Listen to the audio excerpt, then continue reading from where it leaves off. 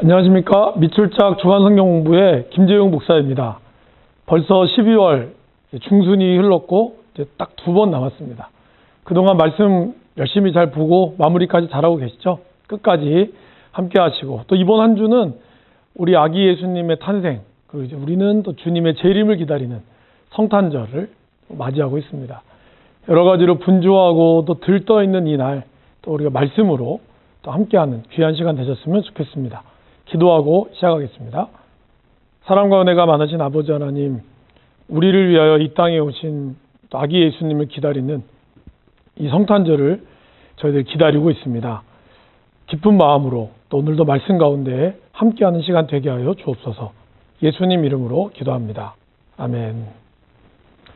그래서 오늘은 야고보서 1장에서 요한계시록, 드디어 성경의 마지막 요한계시록까지 진행할 예정입니다. 다 준비되셨죠? 네, 성경책이랑 필기구.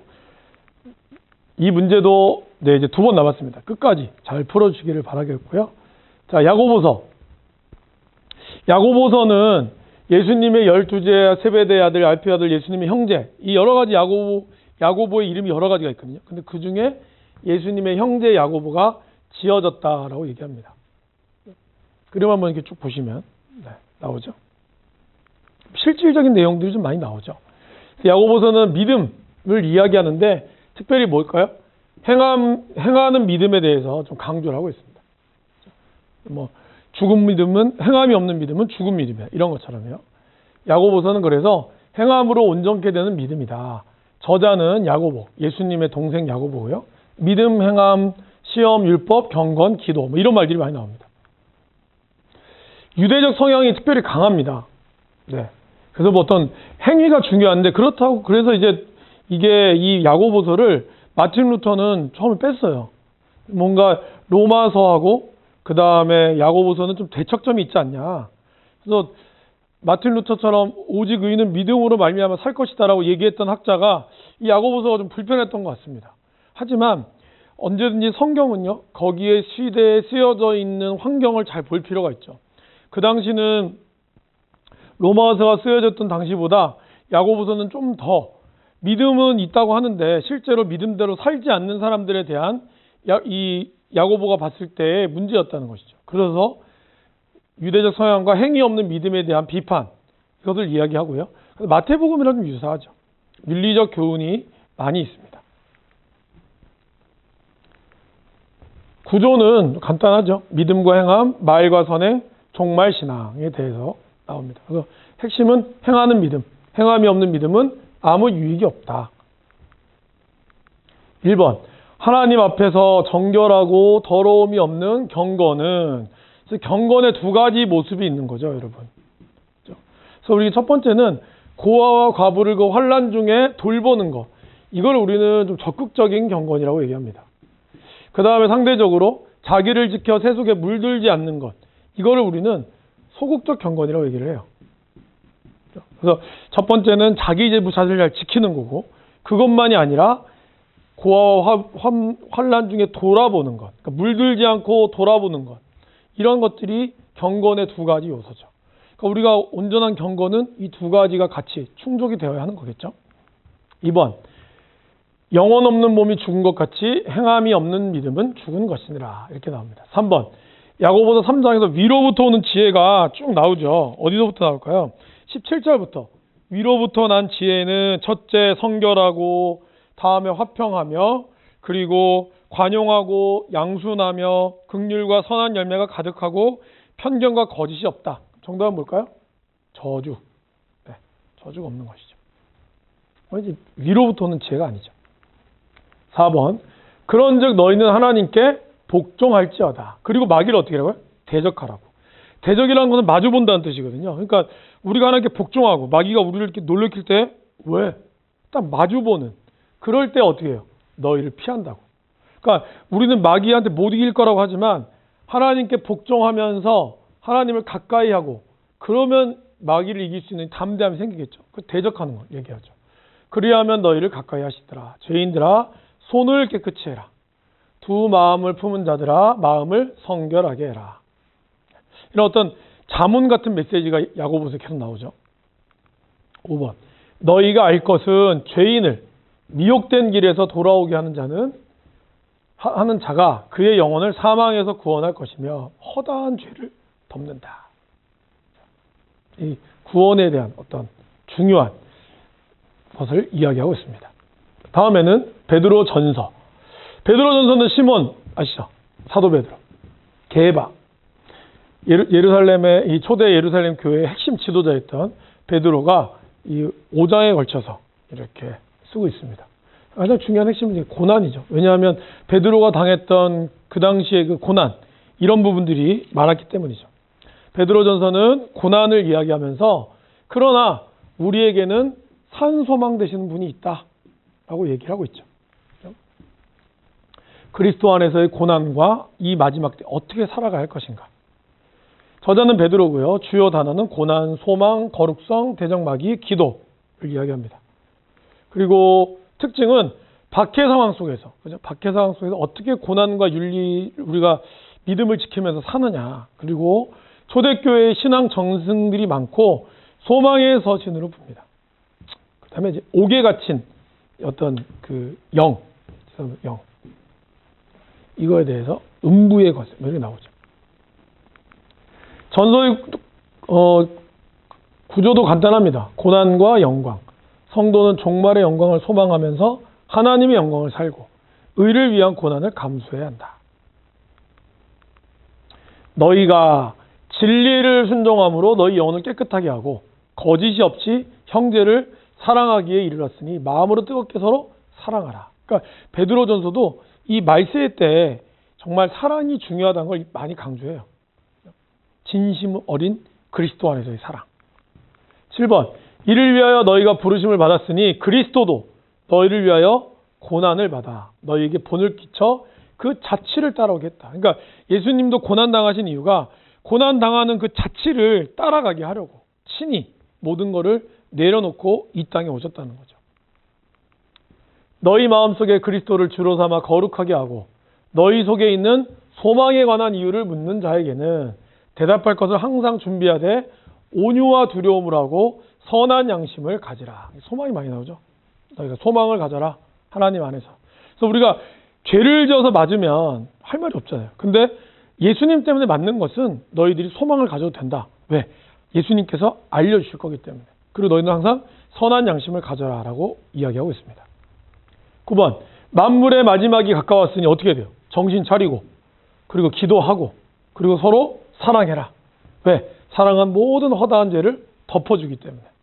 그래서 그만큼 이 사도 베드로는 뭔가 이게 좀 급박한 어떤 종말을 앞두고 있었죠. 사실 사도 베드로도 어떻습니까, 여러분? 예수님의 십자가를 내가 어떻게 똑같이 할 수 있겠느냐? 저는 거꾸로 매달렸잖아요. 그런 어떤 순교자의 정신이 있었죠.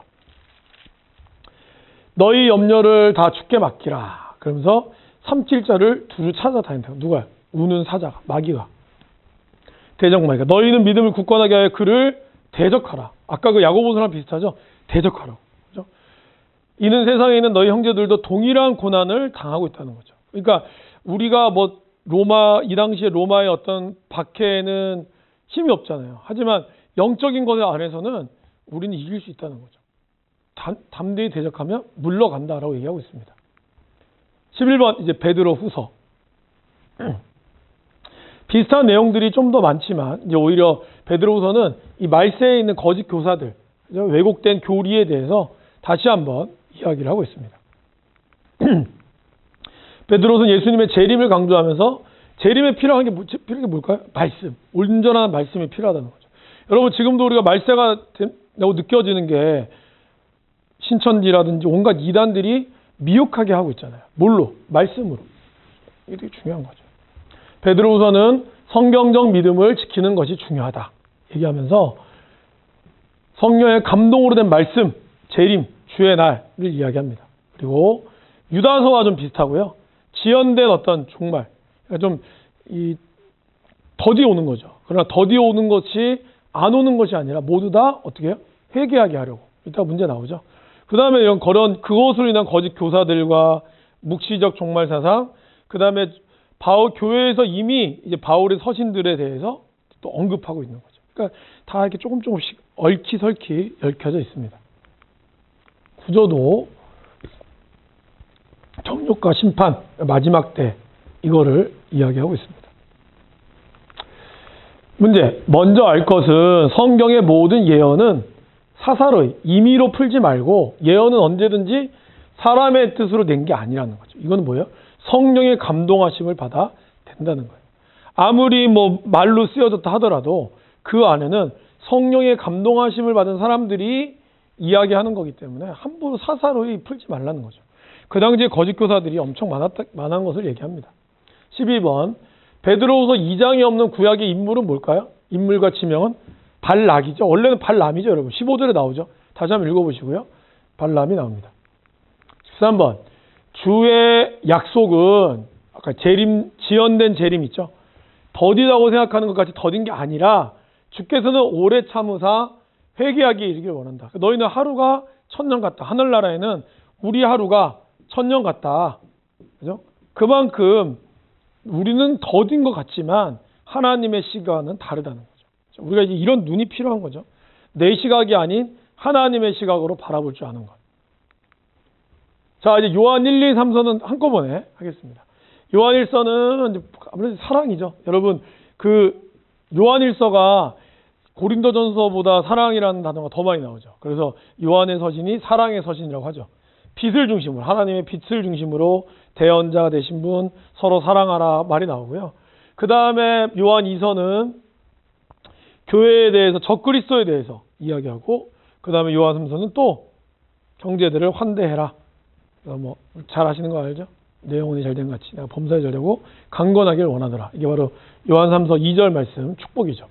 그리고 예수님을 아는 것이 사랑의 하나님을 아는 것이다 라고 얘기합니다. 요한 1, 2, 3서는 예수님의 재림을 이야기하면서 또 말씀을 또 같이 이야기하죠. 그래서 뭐 사랑 마지막 때 어떻게 할 거냐. 그래서 베드로 후서와 좀 비슷한 맥락이 있죠. 요한 1, 2, 3서는 사랑 안에서의 진리를 추구하라. 그리고 사도 요한복음을 쓰고 요한계시록을 썼던 사도 요한이고요. 사랑, 생명, 빛, 대언자, 예수 그리스도 소개하고 있습니다. 그리고 사랑의 서신이 요한 1서가 사랑의 서신이고요.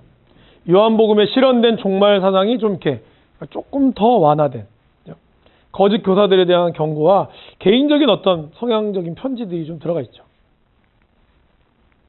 구조를 보시면 형제사랑, 요한 1서는 형제사랑, 요한 2서는 사랑과 배척, 계명을 따라 사랑해야 되지만 거짓 교사는 배척해야 한다. 이단처럼. 그 다음에 3서는 또 형제 영접 얘기하고 있죠. 주의 이름을 위하여 사역하는 형제들을 영접하고 선행을 행해야 한다. 자, 문제 14번 우리가 그에게도 듣고 너에게 전한 소식은 이것이니 하나님은 곧 뭐라고요? 빛이다. 그리고 만일 우리가 하나님과 사귐이 있다 하고 어둠에 행하면 거짓말을 하는 것이다. 그러므로 사귐, 이 영적인 코이노니아는 예수의 피가 우리를 모든 죄에서 깨끗하게 하신다. 그래서 이 요한 1서의 어떻게 보면 핵심이죠. 빛, 예수 그리스도는 빛이다. 우리의 대언자가 있다. 하나님과 사귐이 있다. 그죠? 그 다음에 사랑해라. 뭐 이런 단어들이 나오는 거죠. 거짓말하는 자가 누구냐? 누구예요? 예수께서 그리스도이심을 부인하는 자. 그죠? 아버지와 아들을 부인하는 자가 적그리스도다. 그죠? 자녀들아, 우리가 말과 혀로만 사랑하지 말고 행함과 진실함으로 사랑하자. 사랑 안에는 뭐예요? 두려움이 없고 온전한 사랑은 두려움을 내쫓는다. 다 두려움이죠. 하나만 틀리지만 다 두려움이란 주제죠. 두려움에는 형벌이 있고 두려워하는 자에게는 사랑 안에서 온전히 이루지 못하였느니라. 그만큼 이 그리스도 안에서의 사랑, 이 사랑은 두려움을 내쫓는다는 걸 강조하고 있습니다. 요한일서 5장에 나오는 단어가 내용이 아닌 건 뭘까요? 4번이죠. 그래서 예수를 시인하지 않은 자마다 그리스도 영이다. 이거는 4장에 나오죠, 여러분. 4장 어디 나올까요? 요한일서 4장에 보시면은 2절 정도에 나오죠. 3절, 4장 3절. 요한일서 4장 3절에 이 말이 나옵니다. 그래서 하나님께로부터 난 자는 다 범죄하지 않은 줄을 우리가 아노라. 그러니까 이 5장 마지막은 다 아는 걸로 끝나거든요. 18절부터 아노라 또 아는 것은 우리는 하나님께 속하고 온 세상은 악한 자에게 처한 것이고 또 아는 것은 하나님의 아들이 이르러 우리에게 지각을 주셨다. 그러면서 뭐예요? 너희 자녀들아 너희 자신을 지켜 우상에게서 멀리하라 라고 얘기합니다. 19번 요한계시록 드디어 넘어갑니다. 요한계시록에 대한 내용은 다음 주에 전체 잡을게요. 이 예언의 말씀을 읽는 자, 그 다음에 듣는 자, 그 가운데 기록한 것을 지키는 자가 복이 있다. 요한계시록의 어떤 그 핵심이죠.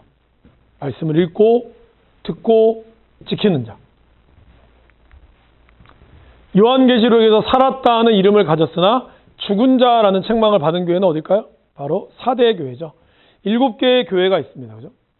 그 중에서 이제 사대 교회. 책망만 받은 교회죠. 아니요, 죄송합니다. 라오디게아 교회가 책망만 받은 교회고 사대 교회가 오늘 정답입니다. 여러분, 이 영상을 여러분들이 25일 날 저희들이 이게 토요일 날 나가니까 혹시 크리스마스 때 보실지 아니면 또 뭐 지나서 보실지 모르겠지만 이번 한 주간 또 다음 한 주간도 하나님의 은혜 아래서 또 아기 예수님의 이제 우리는 다시 오실 주님을 재림을 기다리는 그 말씀처럼 인내하고 서로 소망 가운데 살아가시기를 주님의 이름으로 간절히 소원합니다. 오늘도 수고 많으셨습니다. 감사합니다.